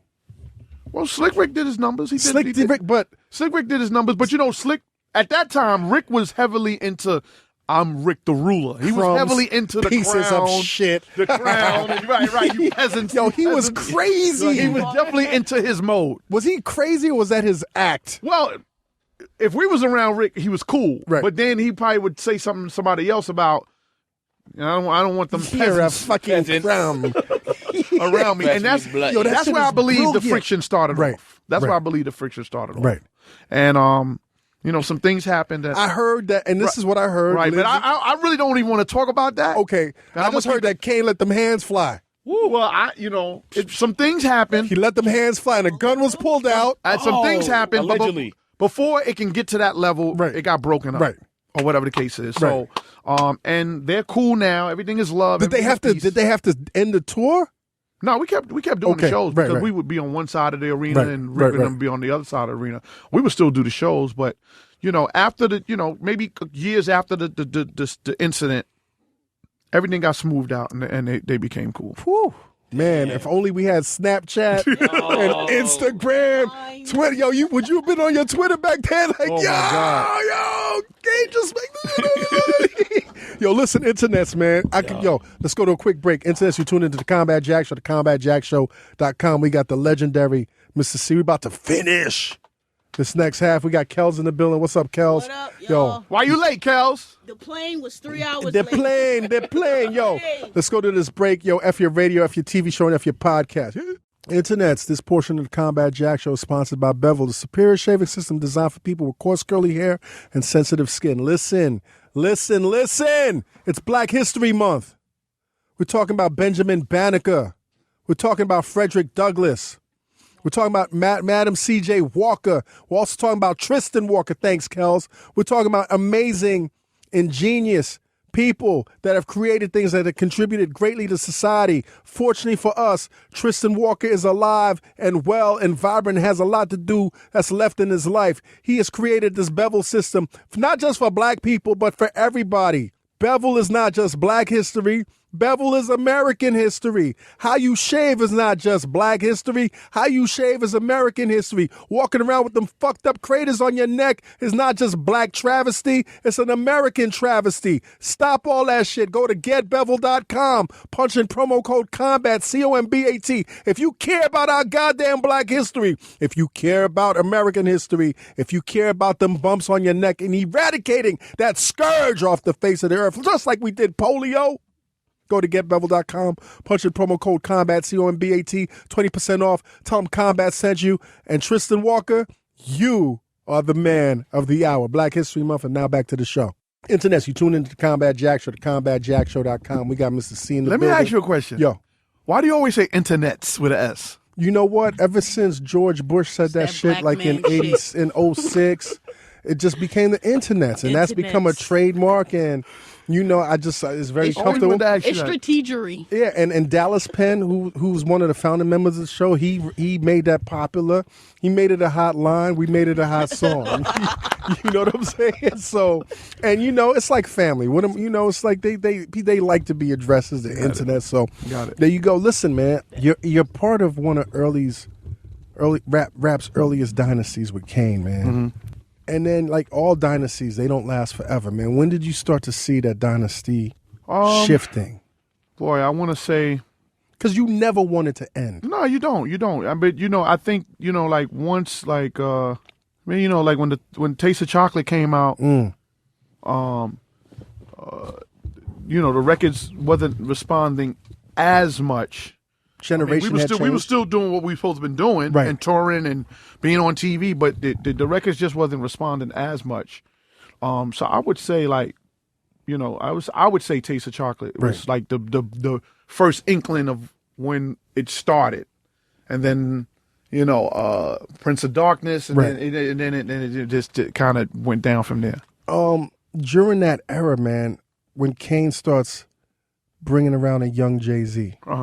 What are your impressions of Jay-Z? I always loved Jay-Z. I always loved them. Like just we would go on tour together, and every radio interview we would do out of town, Kane would put Jay on that microphone, and Jay would spit or whatever the case is. But his whole demeanor when we was on tour, he was just very shy. Right. Very, very shy. Rarely would talk, rarely would speak. Him and Kane would always communicate. But as far as like talking to the rest of us, really didn't speak that much. You know what I mean? I got to know Jay more after we stopped touring together than when we was actually touring together. Right. You know what I mean? But just always was quiet but very observant. Just like always just looking around, just watching everything. Yo, if Michael Keaton pulled up in the DeLorean and said, "Yo, C, come over here, man. That kid right there is about to be the greatest MC in the world." Would you believe that back then? No, I wouldn't have. Crazy, right? But he was nice from the gate. Right. But I wouldn't believe he would have been who he is now. Right. Absolutely not. Crazy, right? But I from the gate I always knew that he was nice. Right. Did he have a charisma or no? No, he was, Awkward. He was shy. He Right. was, he was a shy cat. Like, if Kane would bring him on, it was like the only time he would get any sort of form of energy is when Kane bring him on stage. So when we would do our shows and Kane would bring him out. Now you got to remember, you bringing this guy out, nobody knows who he is. Nothing. He don't have a record out. Nothing. What did Kane see? The lyrics? The lyrics. Yeah. Just pure lyrics. It was just really the lyrics. That's what I would say, because that's what I saw when I heard Hov. It was the lyrics. But then when he came on that stage and he would rhyme, the crowd went crazy. And this is off of normally you bring an unknown person on a 15,000 people arena. Energy drops. Normally the energy drops or that person's getting booed. Yeah. Right. Who's this? This guy would get on stage. Jay-Z would get on stage with Kane at that time. Normally he would kick an acapella or whatever. As soon as I grab it, I get it together like a marriage. Like he would just do that fast rap shit that he was known for at that time. And he would murder it every show. That's crazy. So this is part of the story where the MC's DJ would collect his bag and go off into the sunset. That doesn't happen to you, man. Like things slow down, and then you meet Christopher Wallace. Right. I met Christopher Wallace, known to the world as Notorious B.I.G. I met him through his first DJ, 50 Grand in Bed-Stuy, Brooklyn. Me and 50 Grand basically grew up together. Right. And What were you doing at the time? Huh? What were you doing? I was actually getting ready to go on tour with Kane. Okay. We was going on our Taste of Chocolate tour. Right. And Which was the last tour that you went on with him? Might have been. Okay. Might have been. But I was getting ready to go on tour with Kane, and 50 Grand was like, yo, I want you to hear this guy, this guy Biggie Smalls. He's from Fulton Street. You got to hear him. And I was like, yo, whatever date I told him I was coming back. If I said, yo, I'll be back September 23rd, when I come back, I'll listen to it. Whatever date I told him I was coming back, that nigga was 50 Grand was in front of my door that night with the demo. Right. And I listened to it, and just so happened he was rhyming off of the sample that we used for Ain't No Half Step in Blind Alley. Right. And microphone murderer, mass made him maker. B.I.G. is on the mic, call the Undertaker, make an appointment, schedule an interview, because you know what big man's about to do. I mean, those when I heard that, it was like hearing Kane all over again. And you had you met Big? I didn't meet him at the time. I just heard the demo. Right. When you met Big, what did you When I think? met Big, 50 Grand brought him to my house, and I was like, we're going to redo this demo. Right. Because the Source magazine had this contest called Unsigned Hype, and I knew Maddie C, who was running the contest. I was like, we're going to redo Peace the out demo. to Maddie C. And Big was like, yo, whatever you want to do, man, just, whatever, But also, Daddy-O from Stetsasonic was hollering at Big, too. Right. And so I was like, you still rocking with Daddy-O? And he was like, yo, man, it's just, whoever going to look out first, know. So then I got in gear and redid the demo, sent it to Maddie C, and then they featured it in the Source magazine. Now, we take what would become the legend of Biggie for granted now. But you come off this amazing career with Kane, who is arguably one of hip-hop's first sex symbols. Handsome dude, charismatic, you know what I'm saying? He's got that menace and the whole nine. And then you see Big, a fat dude. Like, are you thinking Black that's an and ugly as obstacle? ever. I never really thought about, when I first met Big, I never thought about the looks. Right. Never thought about his looks. Because the lyrics were so strong. I was just all about the lyrics and what he was saying. And that never even crossed my mind about how he looked, or he had a lazy eye, or he was fat, or whatever the case is. Or he would breathe on the records. Yeah, it was just really just about the lyrics. When I first heard him, I was like, yo, this nigga right here is phenomenal. But the thing that I also loved about Big in the beginning, and even all the way up until his passing, he was a student of the game. Right. So he was a humongous Big Daddy Kane fan. Loved Kane. And so, but he also loved Scarface and also loved Snoop. You know what I mean? And also, which is rare for a Brooklyn cat or a New York cat, because our palate wasn't that diverse back then. And also loved Grand Poobah. Like, he really loved like certain dudes that, that was in the industry at that time that was doing their thing, and he was a student of the game. So for, which I had never really seen before Kane. Right. I never seen that. And Kane was a student of the other game. Kane was a student of like the Motown in the 60s. Well, Motown. But as far as hip hop, Kane's favorite all-time MC is Grandmaster Caz from the Cold Crush. Of course, I could see that. So if you Showman. ever get a minute, listen to a Cold Crush record. Cold Crush, Kaz was my And first listen super to, Listen MC. to Grandmaster Caz, listen to Kane, Right. and you're gonna hear the whole shit reincarnated. Right. Kane just took what Kaz did. Kane just took it to a whole nother level. As what Big took what Kane did to a whole nother level. Mm-hmm. And so it was just really all about lyrics when I first heard Big. It was just, me saying to myself like, yo, if I can get this guy in the right situation, I think he can be something. And people can't even fathom right now how important that cosign from the source unsigned hype was. Right. Like Humongous. him and 50 Grand. I remember that being in that in that section. Common too. Common was featured Common, in Nas, yeah. you know what I'm saying? Prodigal Poets, which was Mobb Deep. But did the phone start ringing right after that No. issue came? No. No, it didn't. No, I mean, the phone didn't start ringing until I was shopping my album. I was trying to do a Mr. C album. 'Cause Right. at that time, Because you deserved it at the time. right. And at that time, DJs was doing albums. Yes. Terminator X had an Right. album. Which is a great record. Pete Rock had The Creator, that song The Creator, that was a big too. So I was like, yo, I'm gonna try to do, a DJ album. And I was shopping the demo. It was like a 4 or 5 song demo. And they was like, yo, these songs is all right, but who is this guy right here, Biggie Smalls? I had a song on the demo called Biggie Got the Hype Shit. And that's all everybody at every label was talking about, from Jive to Def Jam. Everybody was just talking about Big. And So it started buzzing. And it started buzzing because I was shopping my album. Right. And they was like, fuck your album, we want to know about Big. Right. About this Biggie Smalls. And then Relativity came with the deal. Well, Relativity came at the deal for the unsigned hype. Okay. Because, if you got featured in unsigned hype, then Relativity would offer you a deal, but the deal was so nasty Right. that we didn't take up on it. And then when did Puff start coming around, man? Puff was one of those people that made them phone call. That was Right. one of the people that made the phone call. But he called Maddie C first and was like, yo, I heard you got this unsigned hype thing going on. Who's the best rapper you got? And he told... So Maddie C put that, and then you had already knew Puff because you I seen knew Puff, in the from clubs. him being a promoter, doing Right. parties. The dancer. Right, dancing and A&R at Uptown Records.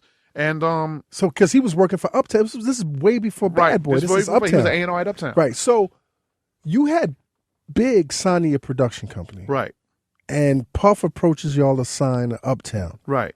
And Andre Harrell, who was running Uptown, wasn't fucking with the production company. Right, he wasn't fucking with me. He didn't, from what Puff told me, Right. he said we don't do production deals. Okay. You know what I mean? Or whatever the case is. So my thing was, I had a decision to make. Do I hold back? Because really, Puff was given the best offer out of all the labels that we was talking to. Wow. So I was like, do I hold Big up? Do I hold his career up? Or do I let him go? And I just decided to let him go with the option of me being the executive producer of the album. Right. Which you were. Which I was. Which is amazing. Which is Yeah, amazing. dope. Still Which is getting amazing. checks to this Which day. is amazing. You guys get signed to Puff. Puff gets dropped. Right. Puff gets fired. Right. He gets fired. From Uptown. Right. Are y'all like, yo, did we fuck up? We just like we was just in limbo. We didn't know what was going on. We didn't know what was going to be what. But Puff was like, yo, I got another move. Just hang tight. And at that time, Big was like, man, I might as well go back down south and hustle. And Big was like, no, don't leave New York, man. Puff was like, don't. Let's right. just hang tight Right, or right. whatever. And just so happened, the guy that owned MCA Records at the time, which was the distributor for Uptown Records, went to Andre Harrell and told him, you got to drop 5 artists. And he dropped Biggie, Little Sean. Those are the 2 I remember off the rip. Right. It was like 5 artists from Uptown that he dropped. And so once Big got dropped, then that was the open lane for Puff to try to Take him to sign Arista, him, right. to take it for Arista Man, for the Bad that's Boy a big deal. nugget right there, man. But half of the Ready to Die album was recorded for Uptown For already. Uptown. Yo, For Uptown. talk about, because this is an argument I have with a lot of hard-headed niggas, man. Talk about the influence that Puff had Yeah. Did you believe in Puff? on Big. Like the influence that, because cats think Big would have been able to do it without Puff? No, absolutely not. Talk about the influence. I mean, there's Big and Puff works hand in hand. There's no Big without Puff. There's no Puff without Big. Right. Hands down. End of the story. End of the discussion. Right. It's just like when we talked about with Kane and Marley Marl, and with our situation. There's no Kane without Marley Marl structuring those records, and vice versa. Same thing, man. Like what the vision that Puff saw in Big, as far as cleaning them up, Right. making them look dapper, making them make those records that kind of appeal to the women, like we talked about earlier with Kane doing the same thing, made Big become who he became. So there's no Big without Puff and vice versa. You can't there's no way you're gonna take. You can't take away the influence that Puff had on structuring Big's whole MO for him to become, the Versace and the Gucci. You gotta get the ladies. and Big Papa. what was the sweaters? The Coochie sweater. the Coogee sweater, all that, down all to of the that. socks. You can't.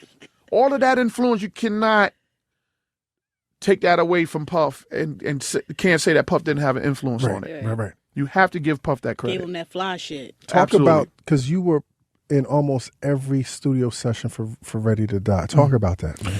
I mean, the studio sessions. One thing about the studio sessions that on the early side of Ready to Die that I enjoyed was that, Big, you can tell that Big was really having fun. Right. And,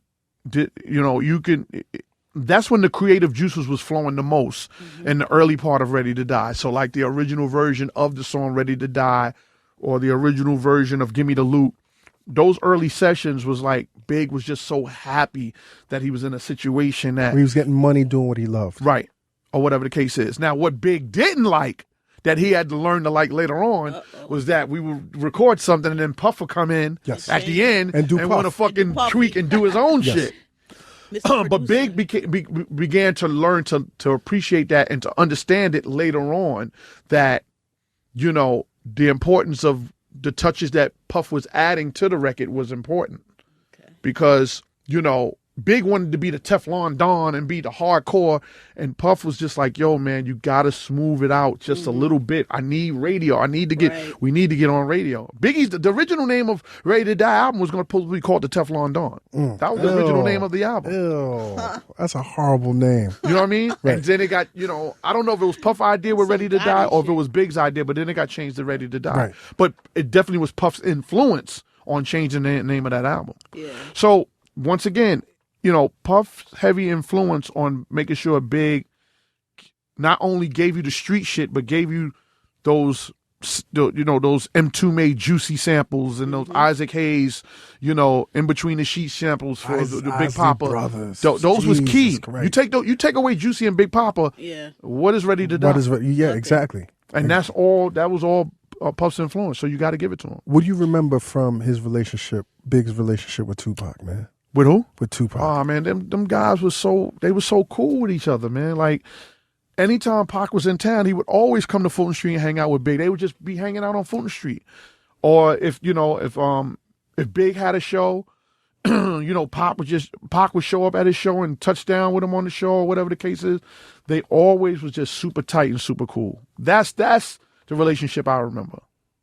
That's crazy, man. Would you talk to Big about it, man? No, I mean, when everything started to kind of get a little hazy and all fucked up, with Pac getting locked up and him accusing Big and Puff of the shooting situation at the studio, I wasn't in constant contact with Big like I was on the early on side. So I really didn't know how Big was feeling as far as Pac accusing him and how he really felt.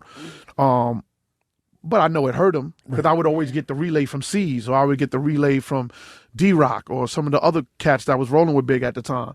And I know it hurt him. And as much as it really hurted Big, and as much as he wanted to go at Pac back, even though with the who shot yous and all that type of shit, hard to go it's hard, back. right? As It's a so hard MC. when it's somebody that's your dear friend, Right. That you look at as a dear friend that, you know what I mean? And then once again, Puff stepping in like, nah, we don't need to go back and forth. Let's keep doing what we doing. Right. So once again, Puff's influence on stepping in with Big and being like, yo, man, we ain't gonna go back and forth with this dude. Let's keep making these hit records. Let's keep doing what we do. Don't mess What with would the have happened money. if Puff didn't step in? Right. Even though it still kind of ended tragically. But It could have been crazier. it might have Ready to Die might have not been recorded the same way if it wasn't for Puff stepping in and telling Big, listen, man, let's keep doing our numbers. Right. One more record I want to talk about on that. Well, which it wasn't part of that album, but it was part of that album cycle, man. Party and Bullshit, man. Yes, sir. Well, Party and Bullshit, man. Yes, Shout out sir. to Easy Mo B who produced that And record. you came up with Easy Mo. I came up with And Easy like Mo some B. of the- I learned how the rapping is fundamental, I started DJing. Easy Mo B lived in my building in Bed-Stuy, Brooklyn. And I started going up to his apartment and we used to DJ together all the time. So shout out to Easy Mo B. He produced Party and Bullshit, and he came to us with the sample with the the Last Poets. Niggas, all niggas want to do is party and bullshit and party and Big loved it. Big was like, yo, we going. Yep. We doing it. We doing it. That was the shit. And it was just an amazing record. The recording process was great. Me, Big, Easy Mo B was in the studio at the time. Yeah. I don't even think Puff was even at that session. Damn. But just how much fun are you having at this time? It was like a lot of fun because it just kind of took me back and reminded me of that early recording process with Kane, right, where everything was organic and spontaneous, and you just went with the flow, and everything wasn't as structured as it is now to record a record. Right. You just went in, you just did it, 1 take, 2 takes, and it was done. I would imagine also what added to the fun was when you were down with Kane, you were so much younger and inexperienced, but now you were, in a sense, the elder statesman in the room also. So you're having the same amount of fun, but you're a little bit more like, yo. That's great that you mentioned that. That's great that you mentioned that because, you know, Big wanted me to be his road manager. Right. And he wanted me to tour with him. And I was like, yo, my G, if I go on tour with you, I'm going to run a tight ship. Like You're not going to be able to do crazy shit if I go on tour. Right. You feel what I'm saying? Right. So I was like, this is your time to have fun and do it the way you want to do it. So I'm going to turn down the offer. And I'm glad I did because he got to experience it the way that he wanted to experience it. Because I would have ran a tight ship if I would have went. Yo, let me ask you, man, how did you not end up being a record guy? What do you mean? Like working in a label? Well, I worked for Mercury Records. I worked for Mercury Records back in, how long was I at Mercury? 96 to 98. I was A&R at Mercury. Okay, how'd you like that, man? I loved it. I was A&R at Mercury Records. I helped with Diamond D's second album. I executive produced Gina Thompson, if y'all remember her. I remember Gina. Yep. Wow. That was a big I basically record. Structured that record and put so that you record put her together with Puff for the remix? Absolutely. That was a nice remix, man. Yeah, absolutely. I did that. Vanessa Williams. Oh, wow. One of her albums. Brian McKnight. The album with the Anytime album, which was probably his biggest album to date. Right. Tony. So I did a lot of projects in that 2 years that I was at Mercury doing A&R work. So I did have some experience with working at a label. What pulled you out of the label? Radio. And, you know, I just, you know, that was just the true love for me was doing radio. And you got down with Hot 97 when it was still formative. Right. I mean, I got down with Hot 97 in 1993. Jesus. So like when they made the switch, right? Right. So I was like, you know, after Flex came in. You were first class. After Funkmaster Flex and after Ed Lover and Dr. Dre came in, and it was me and Mr. Magic. Wow. Did you think Hot 97 was going to become that? Absolutely not. I didn't think. I know it was 24-hour hip hop all day, and you know that had never been done before at that time. But I didn't think it was going to be what it is and what it's become. The summer jams, and the just legends, like everything. We just talked about this off the mic. The Nas and Jay-Z beef, how that whole thing. Oh my came God. about. We was making people vote or whatever. I was the only one from Hot 97 holding Hove down. Everybody was voting for Nas up there at the station. When Biggie passed away on March 9th, how we had to announce the news on the radio. You know, the good and the bad times and the good, the bad, and the ugly that we went through, that I went through in the 21 years that I was at Hot 97 was great. What was your last conversation with Big? Oh boy, last conversation was Big. I'll tell you the last time I hung out with Big, I was getting ready to do a party in Jersey, but I was on the radio. I was on the air at Hot 97. And I had to do a party in Jersey, and Skin Deep, if y'all remember the R&B group Skin Deep, they was performing at this club I was doing in Jersey. So I announced it on the radio that's where I was going to be. Big calls me while I'm on the air. And he was like, you still at the station? And I was like, yeah. And he's like, all right. And he just hung up. And he used to always call me LeBro, because my last name is LeBron. So when we would pick up the phone, he'd be like, LeBro. And I'd be like, Wallace. That would always be our introduction to each other on the phone. So he's like, you still at the station? I'm like, yeah, I'm still on the air. And he just hung up. When I got off the air, Big was waiting for me downstairs in front of the station. And he's like, yo, I'm coming with you to Jersey. Now, Big was big. He was Biggie at that time. King of New York. He was king of New York. This is 95, 96. Frank 96, White. He was already right. Frank He was White. the king. So he's rolling with me at the club. So, when I get there, Skin Deep is already performing. So, the girls going crazy, whatever. When I walked in with Big, oh my God, that whole crowd went from watching Skin Deep to coming over to where Big was. And I felt so bad for Skin Deep because they still had to do a show. They were performing everybody's backs. They were dancing. After they performed, I got on the set, killed it, Big hung out. And I remember it was a Sunday night. And then after that, Big was like, yo, let's go to the tunnel.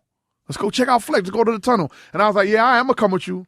And I act like I was following him, and I just went home. You dipped. That's the last time I saw Big. Let me ask you something, man. Where did you hone, and I'm going to tell you why, where did you hone over the years as a DJ, like as a radio DJ? Where did you hone your skills to the level where you're at right now?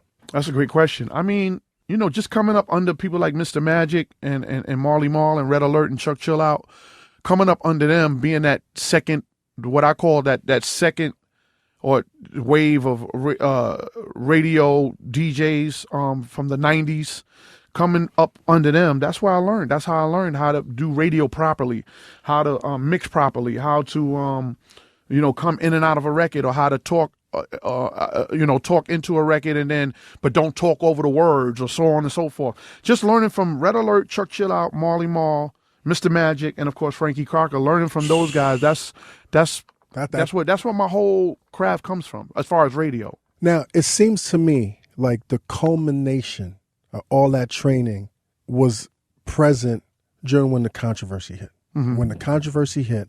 You talk about with my controversy. With your controversy hit, and you were scheduled to be. If y'all don't know what he's talking about, let's just get it out the air. You know, a couple of years back, I got caught. You know, they know what we're talking about, but go ahead. Well, some people may not know, but right. A couple of years back, I got caught getting some fellatio from a transsexual on 2 different occasions back in 2011 and 2013. Okay, now go ahead. Now, the 2011 incident, you were scheduled to be on your regularly, scheduled show, noon, right? Old school at noon at Hot 97. Right. You came on, and I remember I was working at The Source at the time, and everybody, it was one of those rare moments, like the Jay-Z Nas moment, like one of those moments where everybody had to hear what the fuck you had to say. Right. You could hear a pin drop in the office, and you played music for an hour. Yeah, because that's how long the show is. You played music for an hour, and I'm not bullshitting you, man. That was you killed it. Next level. It was, and the songs that I played has some significance of everything that was going on, if you remember. So I was playing records like "Hate Me Now." Yes. Like I was playing songs in relevance to everything that was going on. But it was a spiritual experience, at least for me and everybody in the office at the time. It transcended. To me, it has to be arguably the best DJ performance I ever heard live on radio. Thank you, man. How did you prepare for that? I did it. Well, when everything jumped off the day before or the night before, when everything kind of jumped off with people hearing about me getting arrested or whatever the case is, I'll never forget Ebro, who was the program director at the time. He called me and he was like, "Are you coming on the air tomorrow?" And I was like, "Yeah, I'm coming on the air." And he was like, "That's all I want to know." And he hung up. Right. And in the middle of I'm up in the crib, and in the middle of the night, say like 2, 3 in the morning, I just came up with the idea, like, I'm not gonna speak on if it's true or not of what happened, but I'm just gonna speak with certain records. I'm gonna let the records speak for what's going on or whatever the case is. And I just started going through my laptop and just going through all different types of records or whatever the case is, and came up with that set. And then and I did it. Now I'm not gassing, but I'm sitting here being all dramatic, saying to me it was like a metaphysical experience. Was it that for you? Yes and no, because yes, because of the way I structured and put the music together, and I was speaking through the music, and I knew that people was listening. The crazy thing is that when that happened, I wasn't on Twitter and Instagram at the time, right? And so I knew people was listening. I just didn't know the enormity of it. You're so fortunate that you wasn't plugged into social media. No, I wasn't even that on shit was like right. I wasn't even on Instagram or Twitter at that time. Right. And but everybody was telling me what was going on, and so listening back to it that day, and I'm like, okay, I did a great job, but deep down inside in my soul, I felt ashamed because I was lying. Right. Because I was lying to people, even though I never said whether it was true or not that particular day. Right. But the set that I didn't do any justice for me, for my inner self, because I'm still not confronting, telling people what's really going on. Right. So, that's where I was torn with with that set. I still listen back to that set or whatever That the case set was is. amazing, though. And if you want a copy of it, I'll send you a link. Oh, if you want a please, copy. man. That phenomenal. Phenomenal. You know, I was proud of what I did and how I represented myself and represented the station at that time. But deep down inside, I was like, you know, but that's not really what it is. I'm basically doing that as a facade because I don't want to confront what's really going on. Hip hop is that genre that's still so close-minded. Right. Were you surprised at the people that came and supported you, man?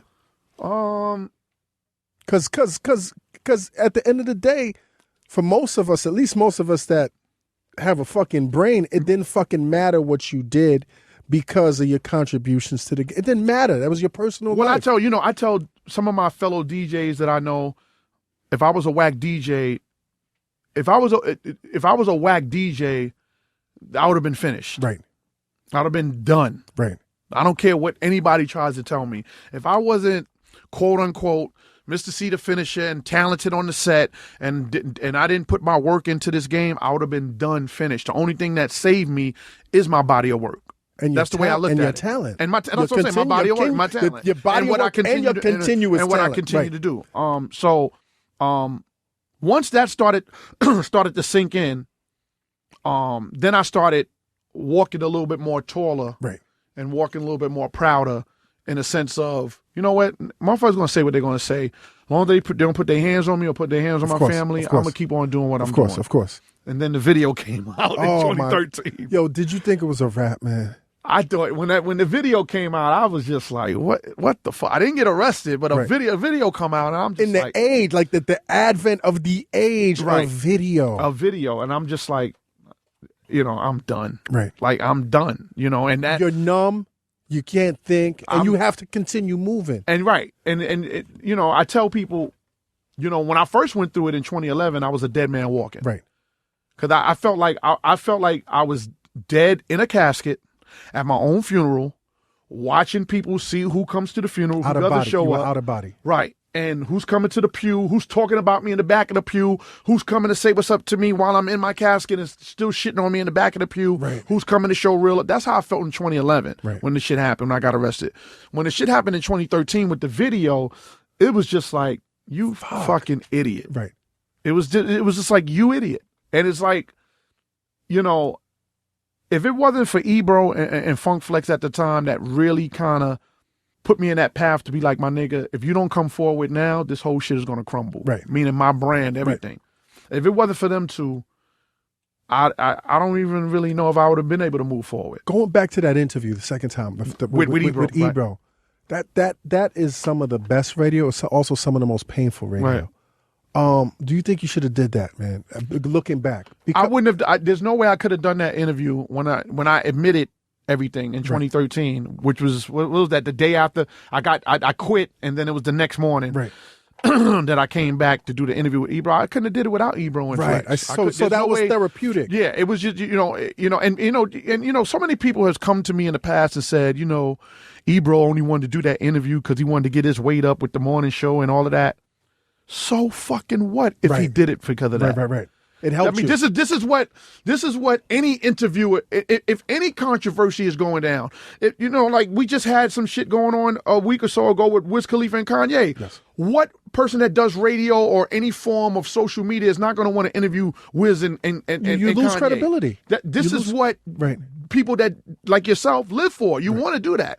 So I don't live for that. By the way, I don't live for that. But I gotta ask it. Right. But I understand what you're saying. But the point I'm making is that you wouldn't be doing your job if you don't try to get at whatever the hot topic is. You wouldn't be doing your job. So even though I know in my heart that Ebro was there for me as a true friend, and Flex as true friends, but of course there probably was a part of Ebro that was like, nigga, come to the home station and let's come clean. Exactly. And so why not do it in my own backyard and be honest with myself and your family and my family in my own backyard. And so Ebro and Flex made it comfortable for that. How's therapy, man?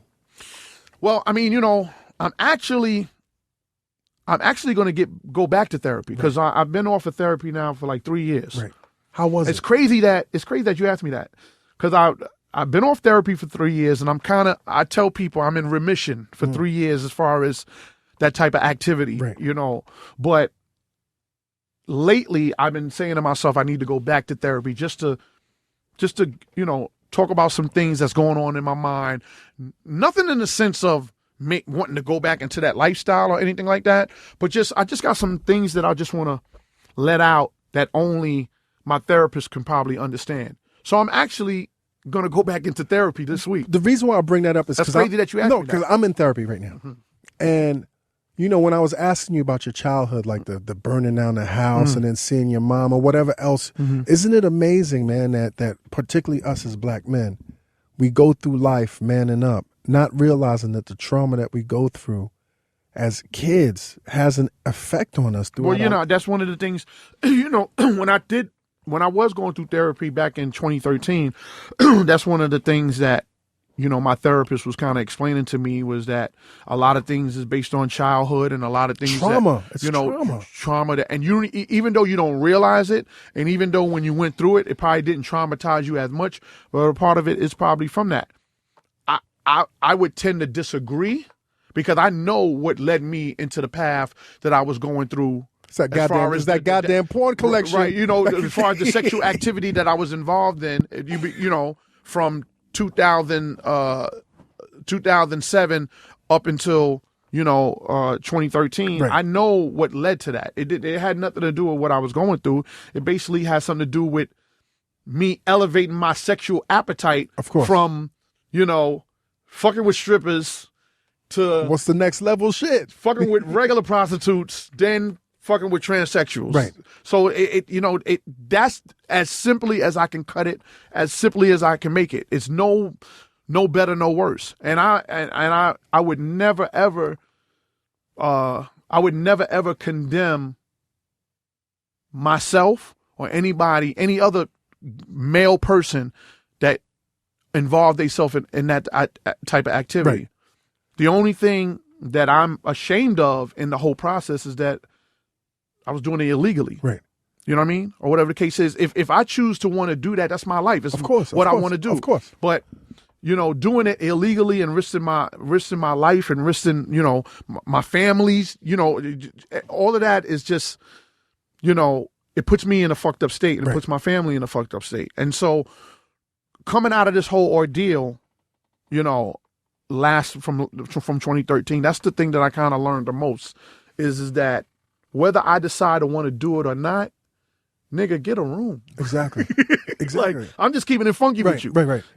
I'm not in that place at this moment, but nigga, get a room. Don't put yourself at risk. Especially with the name that you carry. People are looking. One thing is that when I was going through that whole whirlwind, I never thought about I'm Mr. C and I'm recognizable. And I'm recognizable. I never thought about that. Right. When the video came out in 2013, before I went on the air and admitted, everything, I told Flex everything. And the main thing he's like, my nigga, you didn't think nobody was gonna recognize you? And I was like, after 30 years of contribution to this culture. And I'm like, I said to Flex, man, I don't look at myself as I don't look at myself like that. You look at Jay-Z over here, you look at 50 over there, you're not looking at yourself. I don't look at myself right. as I'm Mr. C, I'm this, I'm that. But see, and you are, man. And I'm not saying that from that. I'm saying as people that respect you, man, you are. Right. Like, and that was the main thing that Flex said. Like, yo, my nigga, like, you're Mr. C. You can't be out here. And even the Breakfast Club, even Envy and Charlemagne, even though I got my issues with Charlemagne, of course, but Envy, even when all of that was going on, Envy made a great point that I give him a lot of credit for. He even said during that whole ordeal, was like, yo, I really worry about C. Yes. Because I worry that what if somebody, he gets into that type of situation, somebody put a gun out on him, or somebody wants to do something to him. So all of those things that was going on in that particular time, I kind of took it into consideration, and I was just like, man, either I'm going to, get myself right and get some help. And get some help in a sense of mentally understanding, the illegal side of the situation. Managing some impulses Right. that might lead you into a dangerous Right. situation. You understand what I'm saying? Because if you get arrested in 2011 and then fucking 2013 pops up, you get arrested, or the end of 2012, you get arrested again, and then 2013, the video come, you're not in control of the situation. You're not in control. You're not in control of it. So it's just like, for me, it's like, from then on, I was like, I gotta get in control of this situation. Now, thanks for sharing that, man. Nah, no problem, man. Now, tell us, man. Once again, man, you're on the radio right now. Tell us something about the show. Radio 103.9, Monday through Saturday. I'm on 3 times a day, Monday through Friday, 10 a.m. and 2 p.m., 15-minute coffee break mix. Monday through Friday, 12 noon with the throwback at noon. And then, like I said earlier, 103.9, we are the only station in New York that plays old school hip-hop all day Saturday, all day Sunday, every weekend. We call it the Weekend Boombox, and I do a show called the Classic Showcase every Saturday, 7 p.m. to midnight, 5 hours of classic hip-hop. Are you developing any new talent? Absolutely not. No. Because, my nigga, you come from Kane and Big. If they not even in that realm, what are we doing this for? Who are your top 5? Top 5 rappers of all time? Yes. I knew you was going to ask me that. I mean, I got to ask you. I was like, he's going to ask me today. I got to ask you. Today, this is where I'm going with today, which is a different list than I went with before. Today, I'm going with Big Daddy Kane first. Yes. I'm going with Jay-Z second. Mm-hmm. I'm going with Big third. Brooklyn. It's a heavy Brooklyn. And the reason I'm going with Kane first and why I say that is because there's no Hove and Big without Kane. There's obviously no Hove without Kane is the first Brooklyn hip-hop superstar. Yes. And I know I've done other interviews where I haven't really given it up to Kane like the way I should, but it's Kane first, then Hove, then Big, then Rakim, then Nas. Woo! That's my fire. That's my fire. Fire. Mr. C, man, I really appreciate this. Thank you, brother. Any questions from you, man? Nah, I'm good. I enjoyed the interview, and I enjoy what you do, and Thank you, man. it's like the stuff that you've been doing, for the past couple of years with this whole Combat Jack thing is like, I really appreciate how you're fair to everybody that you do interview, and I know we were supposed to get up before, and some things didn't really come about or whatever the case is. This was so organic, man. But I'm glad that it finally happened. And I hope we get to do those parties together, man. No, we're gonna do that. I would love to do those parties with Yes, you. sir. I definitely am in. I want to do those parties. Mr. C, man, thank you, man. Continued success. This is such a fucking like I said, I've been following you since '88, my nigga. 88. Y'all niggas wasn't even born yet. Yeah, I was dancing in the club with your moms, niggas. I'm gonna be 50 this year, man. I'm gonna be 50 this year. Beautiful. Man. That's God beautiful, willing, right? If I make it to August 17th, I'll be 50 this year, and I'll still crack any of you DJs that's listening right now. Put the clock on speed. I'll chew all your There asses you up. go. There you go. Kels, what's up, man? What up? It's good to see you. Good to see you. How's the JOB? Whatever, right? You're here right now, right? Right. We got Mr. C in the building. A legend. What'd you think? pleasure. What'd you think? My pleasure. Yo, you see these internets is out here talking about you right now. I know. I know. You I'm trying to flabbergasted? adjust. I'm trying to adjust. Niggas still argue with us in our mentions about the last show. Nigga, don't argue with nobody. I'm that trying last nigga right before you came on. I know. I told know. him, I said I want him to leave more messages. Yeah, I know. I need that passion. I ain't understand though. I'm like, nigga went to jail. Like I need a hater like that. You do. Well, Just nipping at the heel. We got We one. got 'em. Yeah. Internets, listen, man, I'm not gonna keep y'all anymore because this episode is perfect. Y'all know what it is. Dream those dreams and then glow up and live those dreams because a life without dreams is black and white. Yep. And the universe flows in technicolor and surround sound. Yup. Hey, yo, internets, me, Combat Jack. I want to give a big shout out to TuneCore for sponsoring today's Combat Jack show. If you're an independent musician and you want your music sold on iTunes, Spotify, Amazon, Apple Music, and other digital services, you need a trusted music distributor.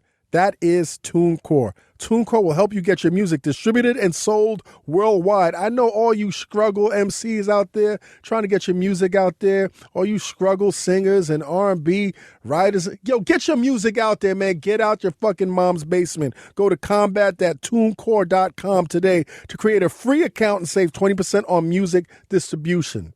That's TuneCore. Combat.tunecore.com. Tell them Combat sent you. Illuminati! This episode of the Combat Jack Show was produced by Jonathan Mena Executive produced by A. King and Chris Morrow. Engineered by Samir Karan and recorded in the Engine Room Audio Studio in downtown Manhattan. This is an official Loudspeakers Networks production. Yo, I'm from East New York, man. What the fuck is wrong with y'all having this piece of shit up on your show? Why the fuck y'all give this fucking piece of shit a platform? Fuck you. Fuck the Callback Jack show. Fuck A. King, you fat fuck. Fuck all of y'all up there. I convinced so many people to listen to y'all fucking show. I ain't ever listened to y'all show again. Yo, I was one of the young dudes back in the day. These dirty, the 7-5 is still fucking dirty. Them dirty ass racist motherfuckers. And you let this guy on you interview this fucking piece of shit? What the fuck is wrong with y'all?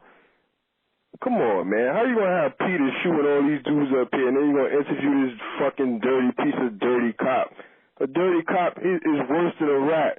Interview real dudes, man. You got interview AZ and Kevin Childs and real dudes out here, man.